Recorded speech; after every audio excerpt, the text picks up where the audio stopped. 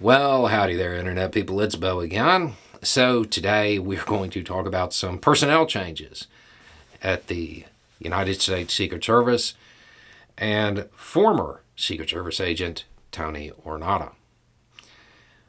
If you missed the news, his retirement has been announced. This is the Secret Service agent who went on to serve as Trump's deputy chief of staff for operations and then wound up going back to the Secret Service.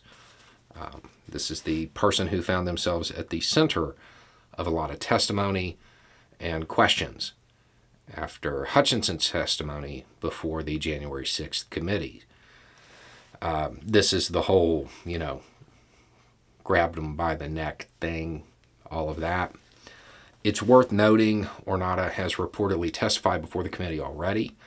However, there's a lot of speculation suggesting that they may want him to come back and answer some other questions.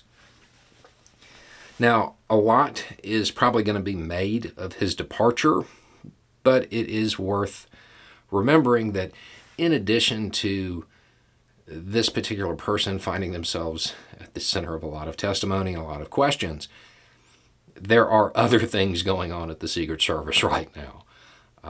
James Murray, the director, announced his retirement, I want to say last month. Last week, President Biden announced that Kimberly Cheadle would be taking over, and now you have Ornato leaving. He's been there 25 years, so him leaving to go to the private sector, in and of itself, that's not unheard of. It doesn't necessarily mean anything.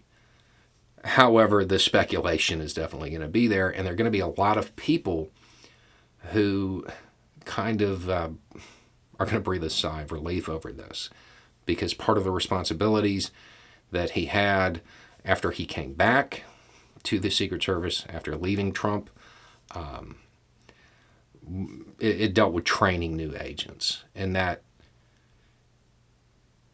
gave a lot of people pause, given the situation.